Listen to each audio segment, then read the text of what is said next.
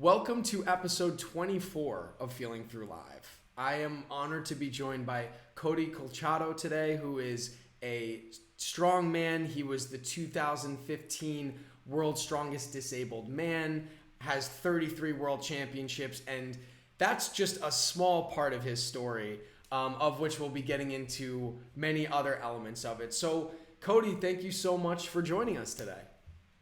It's awesome to be here. I'm really excited. It's an honor to be here. Well, Cody, again, there's so much awesome stuff to get into today. But why don't we start in the beginning? Why don't you kind of walk us through your adolescence and kind of some seminal moments that happened for you in high school that kind of really determined a lot of your life's journey. Okay, very good. Well, before we start, I want to let you know I'm 5'8". I weigh 250 pounds, and that's full of muscle. And I have a flat top with salt and pepper hair, a little bit more in the snow, on the rooftop. And I have a goatee. I got brown hair, brown eyes. And so that's how we start with the DeafBlind. And let me tell you the story. I grew up, I was born of hard of hearing, 75 to 85% hearing loss. So I thought what everybody was talking about is what I could hear, and okay, that's what it is. Well, I was not diagnosed until I was in second grade with my hearing loss. And so it was very challenging to read lips and to compete in classroom. I had a hard time understanding and hearing all my teachers. So I would get frustrated, and recess was my outlet. I mean, I enjoyed having recess, and I would really love sports. And when I was in elementary and junior high, my whole goal in life was to be a professional football player or baseball player. Well, in 1972, during the Olympic Games, I saw all those flags, and I saw all those athletes, and I saw Alexia, the big Russian strongman and weightlifter, and I said, wow, it took 5 men to carry off the weightlifting bar, and I said, that's what I want to be. I want to be one of those big guys. So going through my life, and I loved sports, and my mom and dad there in Bakersfield, California, said, don't put all your eggs in one basket. You got to really try other things. So that's what I did. I tried all sorts of sports. I tried music, and I tried singing. I tried different sports, and what thing that kept coming back was football and baseball and lifting weights. Well, when I had a tragic freak accident when I was 17 years old, my junior year in high school, I hit one of those sprinkler systems with my back of my helmet, and I went down to less than 3 to 5 degrees. I went legally blind. It was like looking through a roll of paper towel. And now I'm saying, oh my God, what happens now? I'm legally deaf, I'm legally blind, and what do I do with the rest of my life? So I was a little frustrated, and my parents kept encouraging me. So I went to a gym, and I walked into Strength and Health Barbell Club, and I said, who's the biggest and the baddest guy here? So I walked into the gym, and they said, that guy over there. So I went over there, and I started working out with them. I said, my name is Cody. I'm going to lift whatever you can lift, and I'll do it. Now, you have to understand, I'm a little snot-nosed 17-year-old, and this man eventually became Mr. California in bodybuilding, Tom Touchstone. So here he is, he's working out, and I'm working out, and I had so much pain through my body for a whole week. I threw up almost every day through the workout. Well, the owner in the gym kind of like looked at me, and he goes, young man, come on over here. I'm the owner of the gym, Clint Halfcliff. Are you on drugs or something? Why are you so angry? Why are you so upset? And I said, sir, I'm legally deaf, and I'm legally blind, and I'm frustrated. I'm angry. I don't know what to do with the rest of my life. And he goes, that's interesting. I have a niece that's blind, and she belonged to the United States Association of Blind Athletes. Well, this is before the internet, okay? So we wrote a letter in Colorado Springs to the United States Association of Blind Athletes to inquire more about it. So in 1985, they wrote a letter back saying, yes, we have the nationals and we have track and field and goalball and powerlifting. I told Coach, what is that? He goes, that consists of 3 events: squatting, bench press, and deadlifting.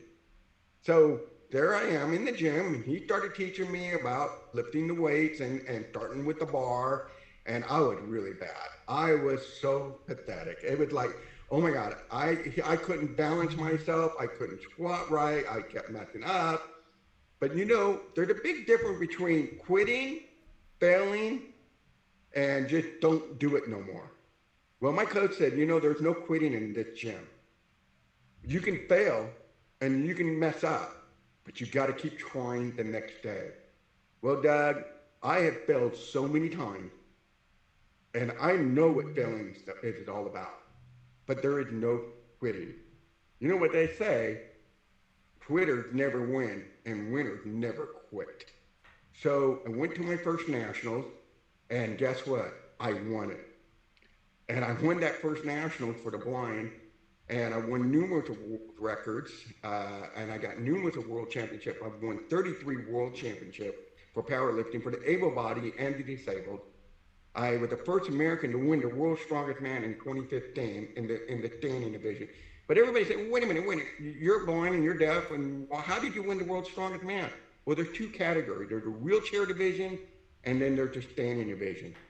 And what I love about the Strongman guy is, well, when you go to a lot of the other competition for the Paralympics and the blind, and, well, there's so many rules and there's so many restrictions. And when we went into Strongman, and I always wanted to compete in Strongman, but they always say, well, the people with disability, well, we don't know if we can do this for you. And they were just another barrier. So I continued with my powerlifting, and then we got a phone call, and my workout partner said, hey, they are having a national championship for the disabled and Strongman, and you got 2 months to train for it. So we trained for it. I was 52 years old. After all my world championship, I was ready to retire, Doug, and, well, I found another sport. And I won the national, qualified to go to Hefner, Iceland, got to meet the world famous Magus and Anard, and competed for Team USA, and I was the first American to win the World's Strongest Man for the disabled. And it was an awesome experience, and it was, my wife and I had a great time. We learned so many neat things, and one of the neat things about this World's Strongest Man in Iceland, it was in the middle of the 1-week-long Viking festival. And in Iceland, there's 23 hours of daylight. Well, everybody had a hard time going to sleep, and I said, well, what's the problem? I don't have any problem. I just turned off my hearing and went to bed. But everybody else kept hearing all the music and all the commotion. So it was a really neat experience. People of Iceland were awesome. Well, Cody, that's that you just went through so many like really interesting things, and I wanna take a step back and kind of walk through some of them some more. So to go back to high school there, or even before that, so you were born legally deaf and you grew up hard of hearing, but you hadn't experienced any eyesight loss prior to that injury. Is that correct? That's correct. And I then, had perfect 20/20 vision, 180 degrees. It would just beautiful eyesight. And then it was this, like you were describing, this kind of like freak accident on the field where your helmet hit a sprinkler, and it was that the impact that immediately caused that first vision loss? That's correct. And we were doing what's called the Oklahoma drill. And what that is when 2 football players are on their back and the coach would blow the whistle and you take on the lineman and get him out of the way and you tackle the running back. Well, it'd been raining prior to that, and I was the one that was being the defensive man getting ready to tackle the running back. With his weight, my weight, and all that weight landed on the sprinkler system. And what we have in our eyes, in back of our eyes, we have what's called the cones and rods, and there's crystals. Well, when I hit the sprinkler so hard that it's in an impulse where they stop producing the crystal, what reflects is the light image in your eye to your brain. And from there, we went to UCLA Medical Center, the Jewel Eye Institute, and we did a battery of tests for a whole week. And they come back, and the doctor asked my parents, Mr. and Mrs. Cochado, I have some bad news about your son. Do you guys have, you both work right? And they go, yes. And we got good job. You're comfortable? Yes. Well, take care of your son for the rest of his life. That's what the doctor told my parents. And then they found out through all the blood tests and all the battery tests that I have retinitis pigmentosus, Usher syndrome 2, due to the hearing loss. And they said, well, you're going to go totally blind when you're 50 years old anyway. So, 17 years old, that's okay. Just deal with your tunnel vision and your blindness. So just to recap this, so again, you were born with 20/20 vision, but hard of hearing. You had this injury that caused immediate significant sight loss, and then after going to the doctor to get evaluated, it wasn't until then, post-injury as a teenager, that you get diagnosed with RP and realize that in addition to the sight loss that the injury has caused, you're actually predisposed to lose the rest of your vision over time. Is that correct? That's correct. That's correct. So what was... Sorry, go ahead.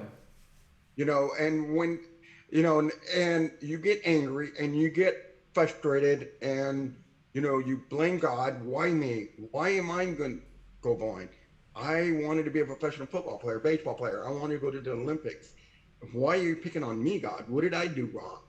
So I was cynical, I was angry, I was frustrated, and I didn't know how to cope with life. Yeah. And, my dad encouraged me to finish high school, go to college, we'll work with it. Well, Doug, I've been kicked out of college 4 times throughout my lifetime. And, and through a wonderful support system, my wife had been married for 30 short years. She's been awesome. She encouraged me to go back, learn the fundamentals, and through all this, I now have a bachelor's and a master's degree.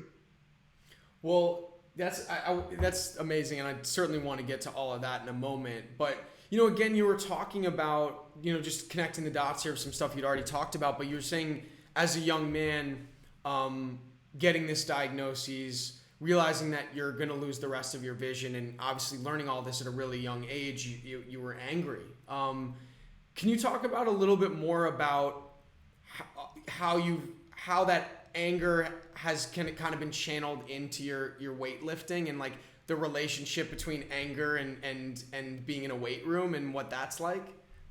Sure. When I went to the weight room in the gym, what is great about it is that, you challenge yourself to lift weights, and you bump into so many things. And so you have to, my coach and I started coming up with he would write things on my palm and tell me where everything was at in the gym. And I started noticing where all the apparatuses were, all the tree stand, and where all the dumbbells and barbell. And he said, you're so good. And not only that you started lifting weights, he even offered me a job. So I was the assistant manager for the gym there for almost 4 years. And so it gave me that confidence to go in the weight room, to lift weights, and it built up little by little. It built up my self-esteem. It built up, they got God gave you a built-in endorphin to make you feel good. And the only way you can get these endorphins is by working out and having fitness. So once I realized, wow, I can go to the gym, I can stop feeling sorry for myself. And I started having confidence with my ability. But it wasn't easy at first. I mean, it was very frustrating. people always, you can sense that somebody's looking at you. You can sense somebody's pointing at you, or look at that poor guy over there. Look at that, that individual over there. And it was hard for me at first and it was hard on my mom and dad and my dad. When I first got the cane, my dad would say, "Oh my God, put that cane away. You're embarrassing me." And it was really frustrating. And I know it was hard for my parents to have a son that had a disability and a deaf blind. But they encouraged me, and friends encouraged me. And Doug, you have to surround yourself with a good support system. And my coach and my parents and my wife, that was a great support system. And going into the gym, it was an obstacle because people would look at, get out of my way. You're a weakling. Well, I started getting a little angry and a little frustrating, and I had to earn the respect of other lifters. And when you start going to competition, you're very nervous. You're like, gee, I only can bench 250 pounds. I only can squat 300, 400 pounds. I only can deadlift 300 pounds. People are going to look at me. I'm only 175 pounds. And you get all those self-doubts and those emotions. And when I went to my first competition, I still have my trophy. I got third place. And it felt so good to win something. I finally got something that I'd lost. And my next competition, 3 months later, my coach said, "We're going to get a state championship." And I got fourth. And I, "Coach, we're going the wrong way. I went from third place to fourth place." But he goes, "Son, you don't understand. This is the state championship of California. You got fourth place, And then that's when we got the letter about the United States Association of Blind Athletes. And we went to the Nationals, and I won that Nationals. And, so powerlifting, build my self-esteem, build my character. There's another phrase that I go by. Adversity builds character. But, John Wooden, a famous UCLA basketball coach, made that quote, "Adversity builds character." But I add another line to it. No, it reveals it. It reveals it. You're going to have adversity throughout your life, whether you're an able-bodied person or a person with a disability, or even any disability, mentally, physically, emotionally, whatever it is, you're going to have adversity. There's many, many people out there right now. They're thinking, "Gee, I can't even get out the front door. I'm scared." But you know what? Take that first step out. Get out there. Tell them and who you are. Be proud who you are. Whether you're African American, whether you're Latino, whether you're Anglo or white person or Jewish or black, it doesn't matter. Be proud who you are.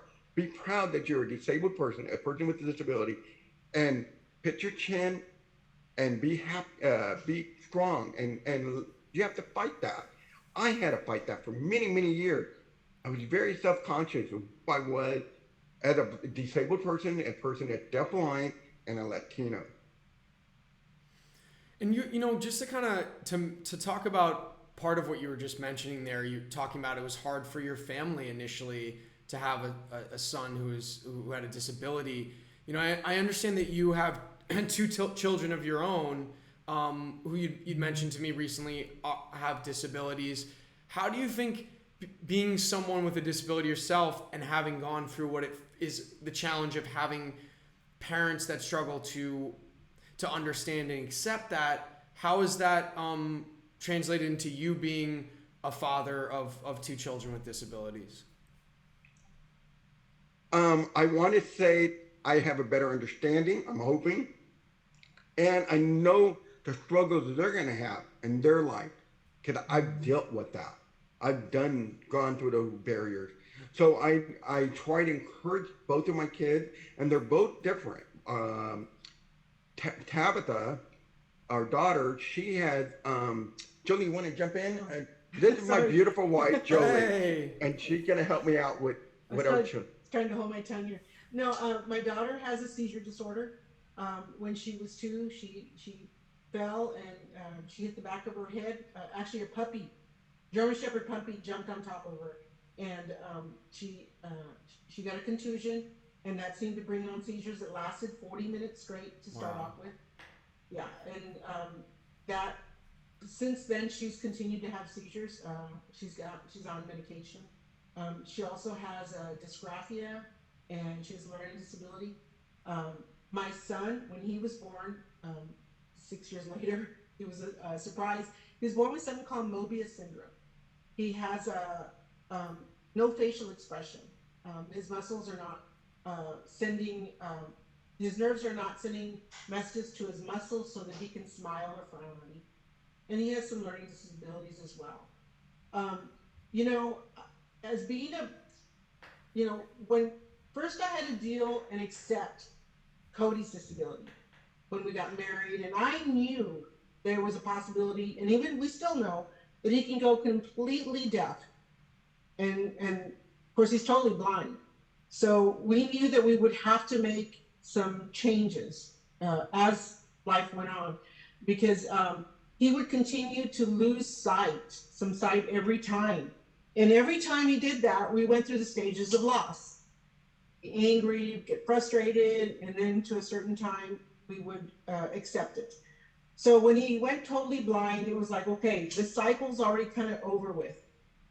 It doesn't stop when you have a child with a disability. When you have a child that is born and you know that they're going to have a disability, you go through those stages again, the stages of loss, and it's just that we need to see things. We have in our mind's eye, we see things a certain way, and those stages of loss are when we realize that reality is not what we're seeing. And it's an ongoing process. Even as they faced all their challenges, and we tried to adapt to everything that was going around. We Now that all the kids are older, it's like things are calming down with all those emotions.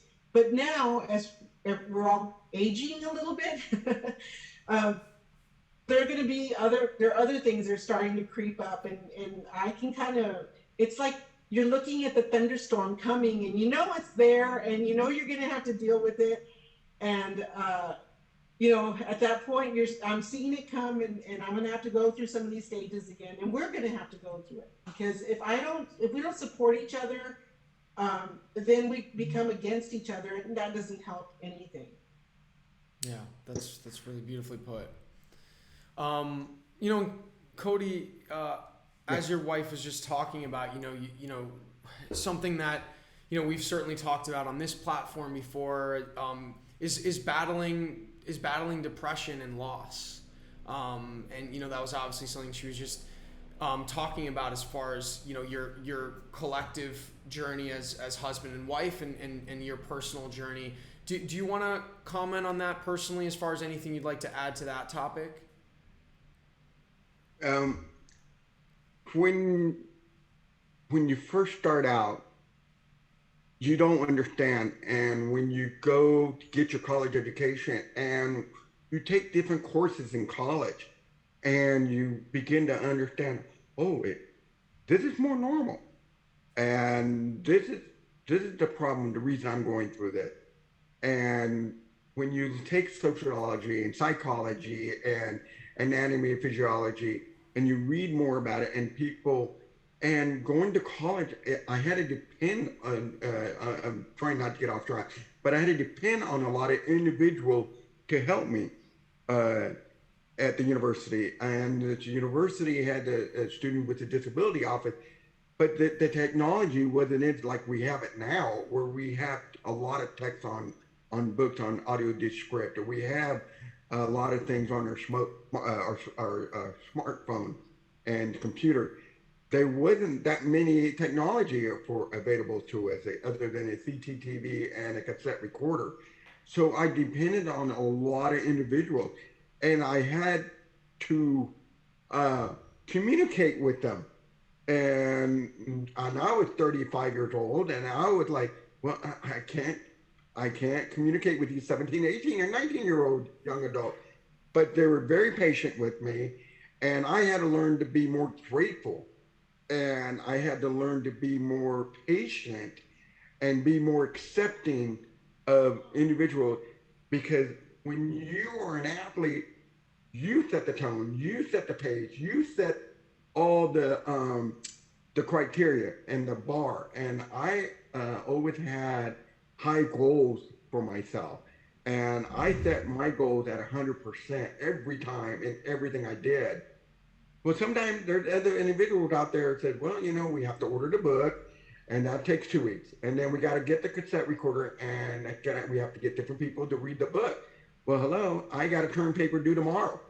You know, so it took different individuals and many different trials and errors to get what I needed to be successful in college or in but um, it's very challenging, and it can be done.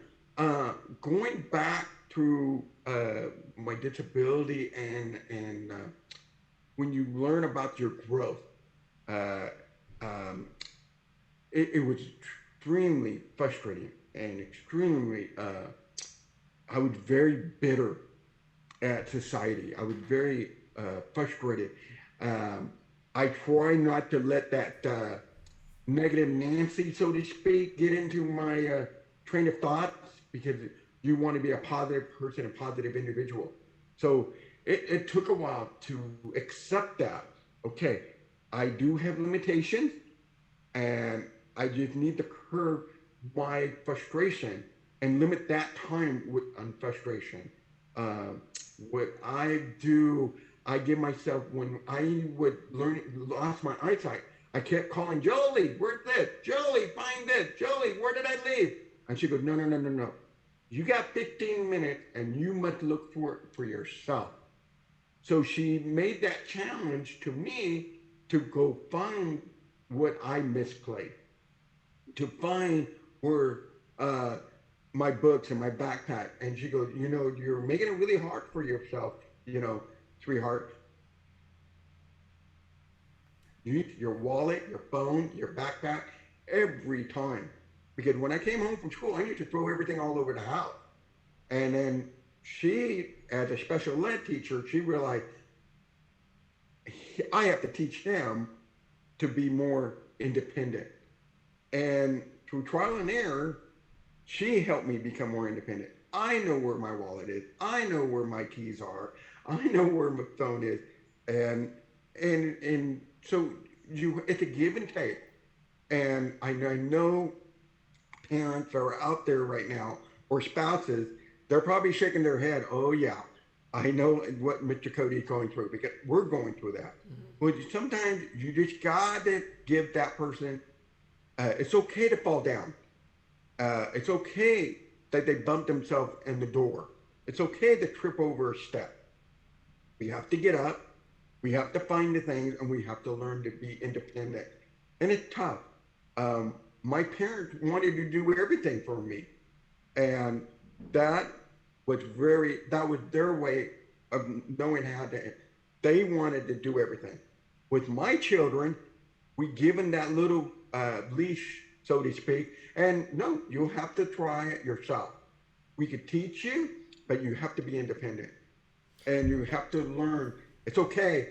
And I know they're gonna fall, and I know that my son's gonna bang his head on something, and you just, it's like cartoon and Mr. Magoo. You know something's gonna happen, and you close your eyes. Well, that's the same thing with our kids. Cause I experienced it, and Jolie experienced it. Jolie, you want to? Oh, I'm gonna just before you get to that, Jolie, because I want to hear. I'm gonna do a quick interpreter switch. Okay.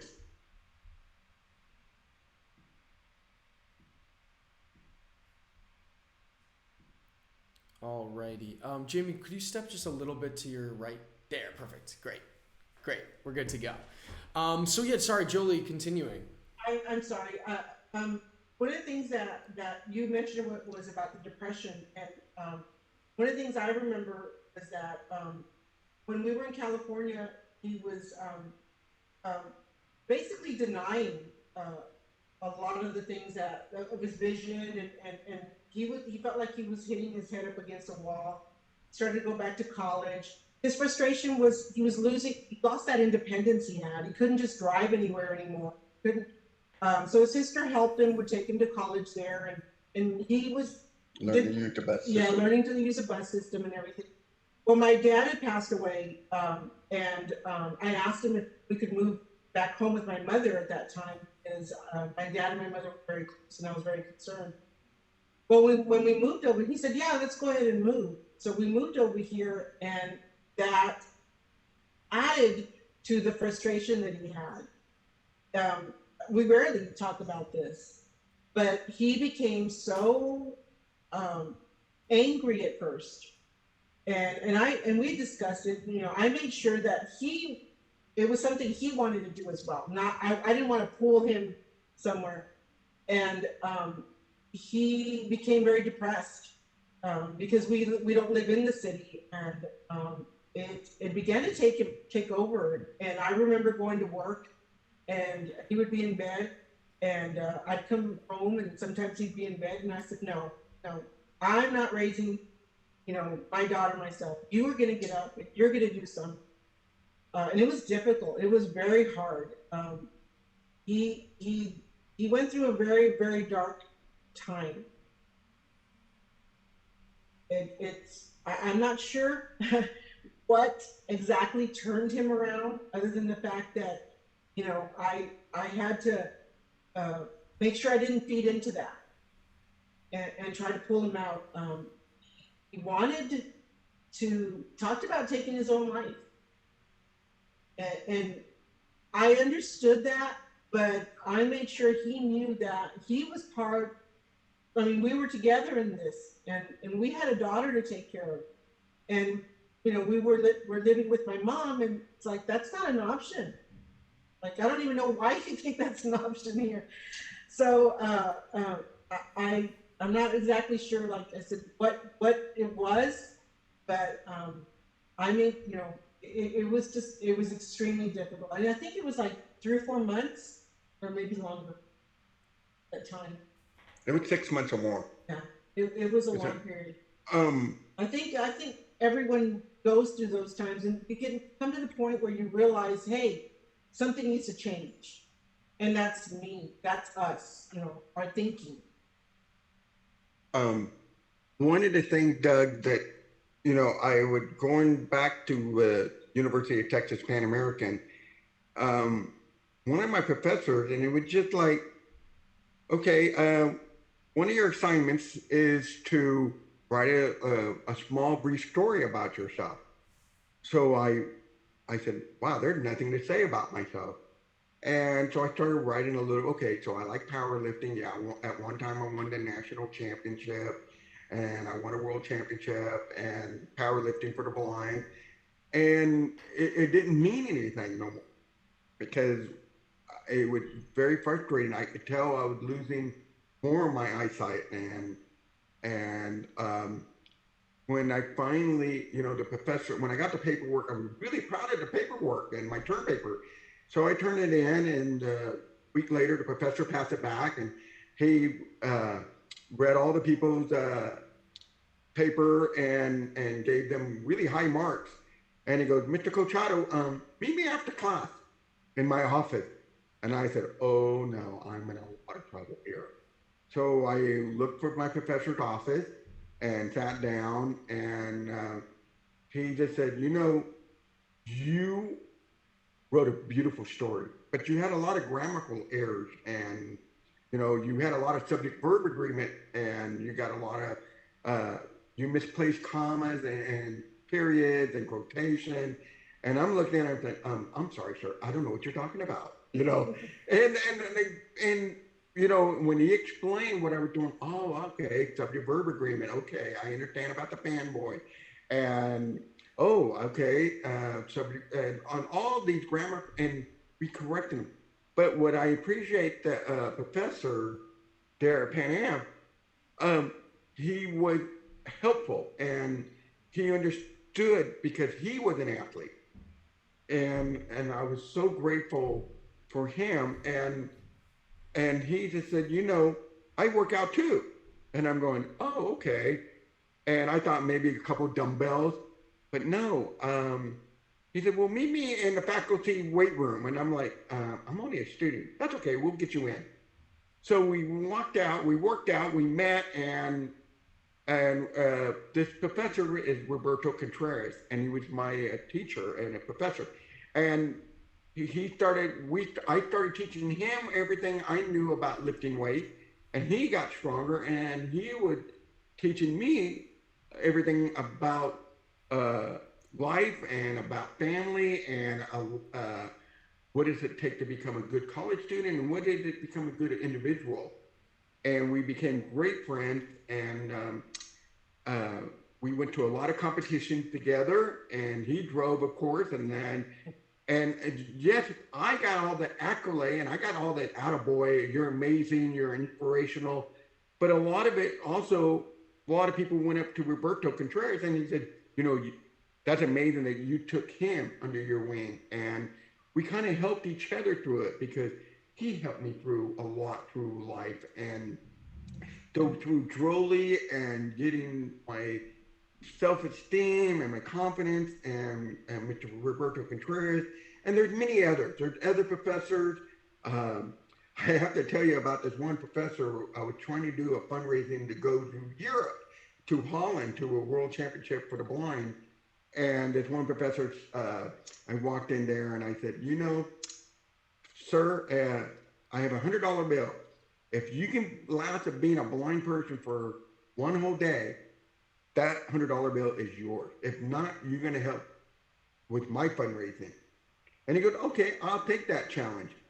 And so I said, thank you, Dr. Gilpin. So he gets a phone call and he tells his wife, oh, yes, I'll meet you over there. I'll be. And I said, oh, you better call your wife back. Remember, you took the challenge. You are blind now.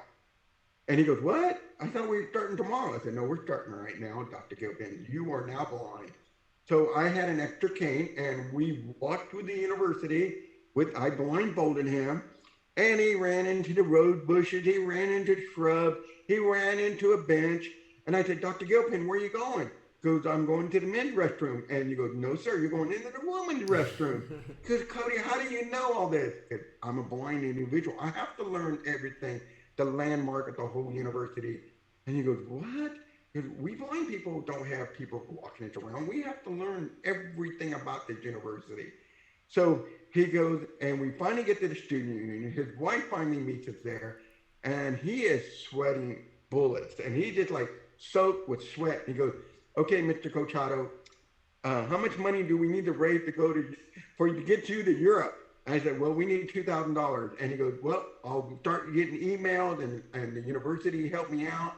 And all is because I get a little bit of self-efficacy, and so we eventually turn the perception around having blind people and people with disability there at university. And it just takes one individual, one person at a time to do all that. I want to get a little bit more into the specifics of the weightlifting and strongman competitions.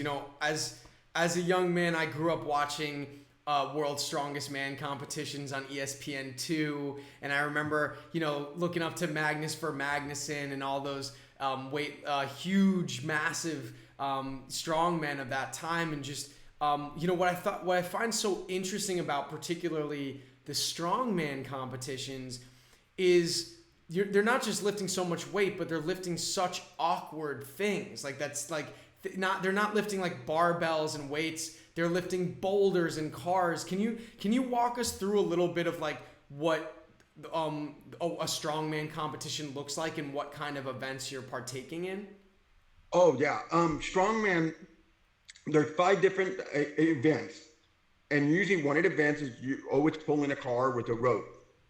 And then the event you're using your shoulders, and usually doing a Viking press or dumbbell presses with different obstacles. It might be a log, a wooden log. It might be a fire hydrant that you got to do shoulder presses with. You might be holding one of those heavy Excalibur swords in front of you, or a Mariner Thor hammer. Another event is that you got to lift those boulders, and usually the stones, they're called stones, that's the last event. And another event that we might be doing is you'll be walking with something on your shoulders, and that's called a yoke. Well, and another one is using you're lifting a back end or a front end of a car, you're deadlifting it.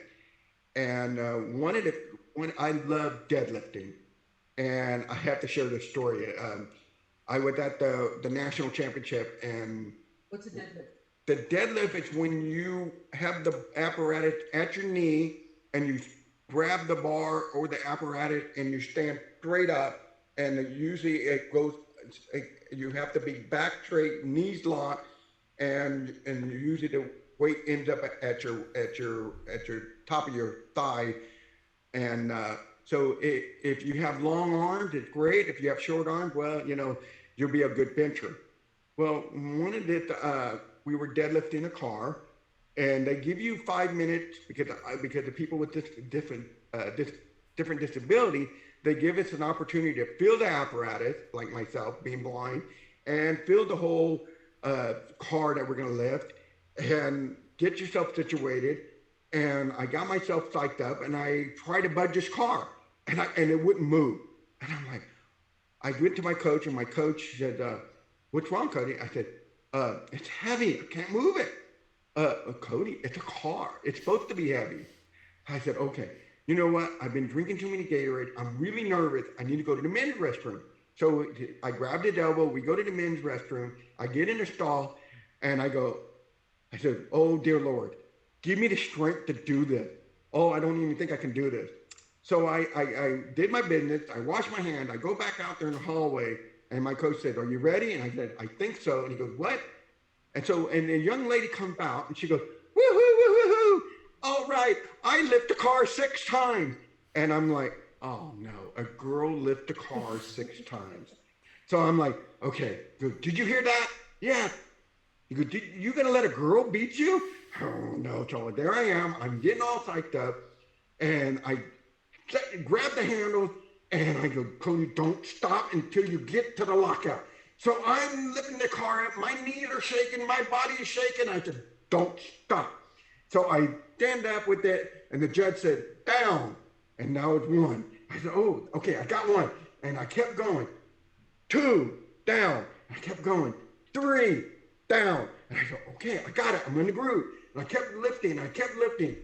Well, the problem is I stopped breathing.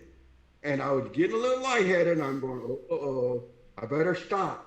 So I stopped, and I caught my breath, and the guys in wheelchairs were coming up to me and tackling with my legs, and the other guys are hugging me, and I'm trying to catch my hearing aid because they're falling out. And I go, "Well, how many did I do?" And they all scream, 13. "Well, how many did I need to do?" 1, nobody could lift the car. So I did it 13 reps, and all I needed to do to win that event was just do 1 rep. Who was the lady that said she lifted it? Well, a year later, no, I won the competition, and a year later we're at the same competition, but the year later, and her name was April, and her husband is the meet director, and she goes, "We have to tell him," and we're having dinner after the whole competition. And he goes, "We need to tell Coach," and he goes, "What?" He goes, "We need to tell Coach Cody that it was me in the hallway trying to tell him that I was the girl that lifted six times." And she goes, "Nobody was able to lift the car." And I go, "Yeah, how come nobody could lift the car?" And then later, somebody, before it lifted, and April goes, "It was me that told your coach, and my husband told me to go tell you that I lift the car 6 times." So I guess the moral of the story is that the joke was on me, but the last of the joke was on them because I won the championship. And I get, sometimes we put limitations on ourselves, and other people believe in you. So you have once you start believing in yourself, you can lift anything and do anything. So that's one of the stories I wanted to share. And it was an amazing feat, and it was pretty awesome feeling to know that I could lift a car up. Yeah, certainly. So I guess at the end of the day, she was just trying to fire you up, right, to get you going. Exactly. That's me fun. up. It worked. And yeah, apparently it works pretty well. I think you need her at all of your meets to encourage, to fire you up. But I'm curious. Can you tell me specifically how like World's Strongest Disabled Man competition works? Is it people you'd started to get to this, but like tell me a bit more of like how many different people with disabilities are competing or who have different disabilities, and kind of how it's how the event is organized. And also the second part to that question is, what's the vibe like there as far as the competition versus supporting one another? Okay, the different disabilities in the sitting division, of course, there's people that had spinal cord injury, people that have cerebral palsy, there's people that or spina bifida. Some of them have nerve damage in their legs or knees and or their back, so they're in the wheelchair division, and there is no restriction once you're in the wheel, and you might have an amputation. Both of your legs might be amputated, or one leg might be amputated. But those guys, they have a choice. Once they make a decision that they're they have an amputee with one leg, they have a choice to be in the standing division or being in the wheelchair. But once you declare that, you have to stay on that division. You can't just switch after 3 events and say, "Oh, I'm going to be in the wheelchair to start with, and then I can beat these guys in the standing." No, you have to stay all 5 events in that division.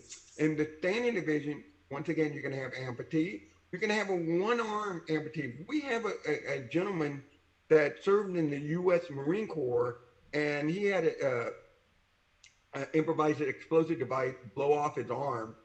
And for many years, he started doing weightlifting, and then he got into the strongman. And it's incredible what that individual can lift these stones with just one arm. And how he does, he gets down on one knee and he rolls up the stone on his leg, and he was able to grab it on his thigh and then lift it up to his chest and get it to his shoulder and throw it over his head. Wow. We had another individual who played in the National Football League. His name is Chad, out of California, Fresno, California, and he played for the Oakland Raiders and for the, I believe it's Washington Redskins or the Seattle Seahawks. But he's 6'5", he weighs 315 pounds, and Chad's brother saw me in a video lifting weights, and I'd like to encourage other people with disabilities that they can go and compete. Well, his brother saw the video, and he went to the national championship. And one year we got into this apparatus, and I was really fired up, and I was really doing really well. And one year I did the particular Viking press for 17 reps, and that was my first year. Well, the following year I did 31 reps. I'm going, wow, I doubled my reps. I'm really good. I'm doing fantastic. I think I'm in first place. And all of a sudden, this gentleman named Chad, he does 51 reps. And I go, what? There's an individual here that did 51 reps? He goes, yeah. So my daughter Tabitha was with me, and Tabitha said, "Dad, this guy is huge." And I said, "Oh, Tabitha, just exaggerating." Well, when Chad came up and after the competition, and we did the competition, and I noticed his voice was really high, and I'm like, wow, I must be listening wrong. I might be hearing wrong. Well, he's 6'5", and he goes, "Mr. Cody, can I talk to you?" And I said, "Sure." And I would like stand up, and I was talking to him, and Cody, my name is Chad, and I have to tell you, you inspired me. And I said, "Well, God, Chad, I didn't realize," and then, I didn't realize he was so tall. So I said, "Chad, can I see how tall you are?" So I put my arm on his chest and went all the way up to his shoulder. And I just kept going up. And I'm going, holy cow, this man is massive. He's huge. So I said, Tabitha, give me a chair, a chair that I could stand up. So I stood on top of the chair and I was finally looking eye to eye to Chad. And he goes, I have to give you a hug. And I said, sure. So he gave me a hug. He goes, Cody, I saw your video. I had one leg in the grave and I was not going to make it. And I said, hey, Chad, you only have one leg. You have your other leg is amputated, remember? And he goes, that's funny, So, Chad and I are good friends, and he became the world's strongest man. So he was the third American to win the world's strongest man. And, it's really neat to see people with different disability and different meet directors and different sponsors coming out and supporting people with disability. It's more readily available now, and it's more accepting now.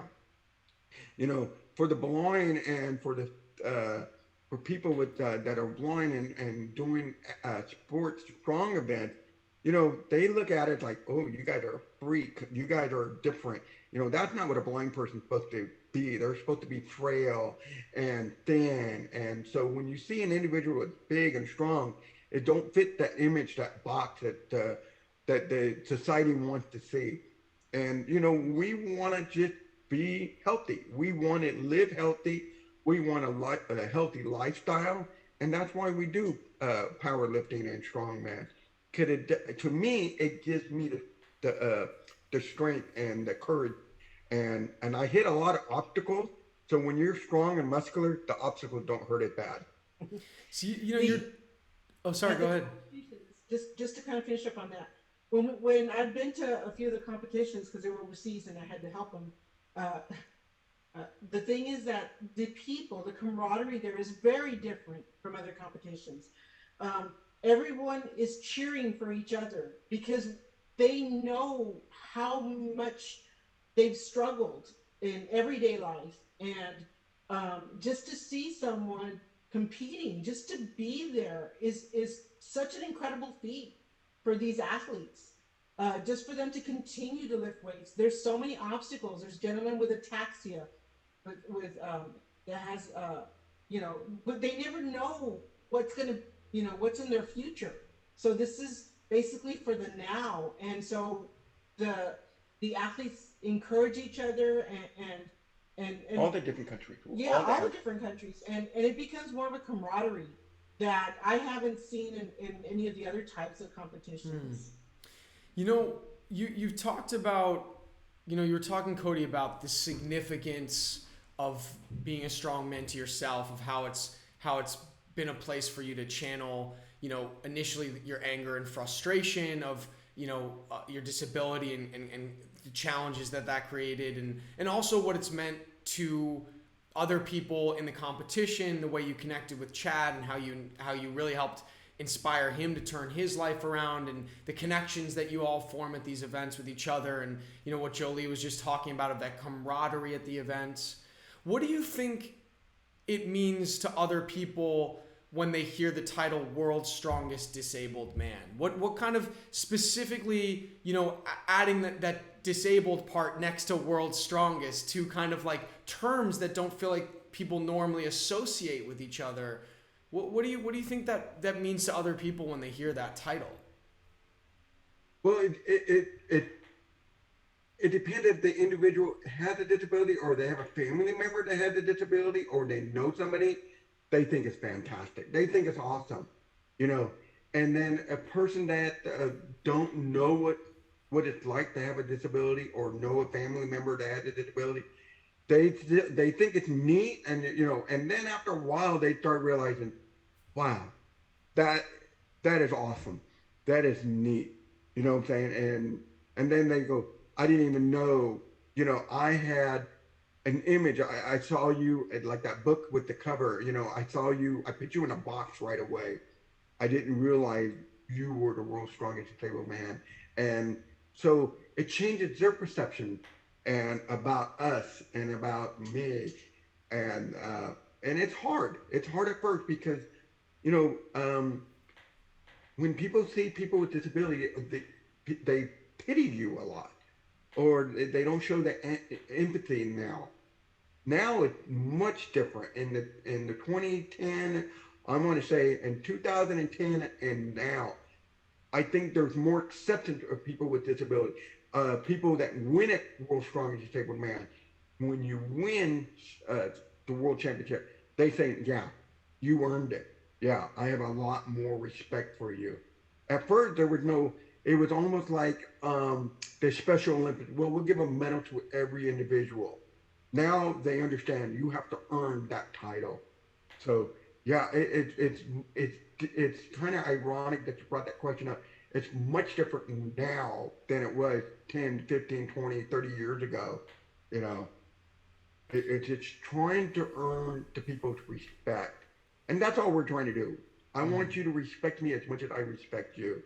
So, and people are now more, they understand your struggles, and they understand it takes people like you, and people like Helen Keller National Training Center, people like Campability, people like the Optimus Braille Youth Association, and CBAC, and different blind camps around the United States, and DeafBlind camp, and the DeafBlind projects, different organizations, just getting more and more people be more aware of people with deafblind and blind individual.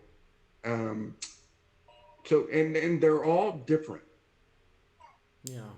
Well, Yeah. Cody, we're out of time for today. You're certainly gonna have to come back at some time, because I know we didn't get to a lot of things that I know are really interesting as well. But I also want to say that next time I'm in Texas, you're gonna have to give me a workout and show me some new things. Hey, that'll be awesome. I'm here to pump you up. I'm going to pump you up, and I'll be like Big Jake. You be like Big Jake and like Jay Leno show. I'll be Arnold, and I'm here to pump you up. No girly man in this show. No girly man. You got to take it easy on me though. I can't lift cars yet.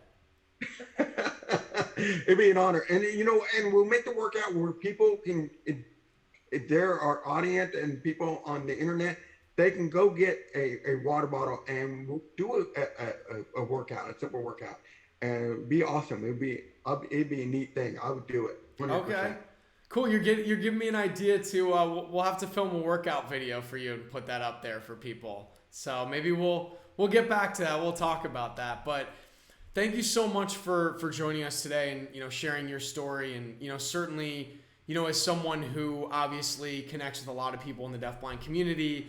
And someone also myself who really loves sports and really stories of people pushing themselves to their physical limits. It was really a joy to hear your story and how those aspects of your life work together to create truly a very unique life that you've lived, and one that's really been a pleasure to chat with you about today.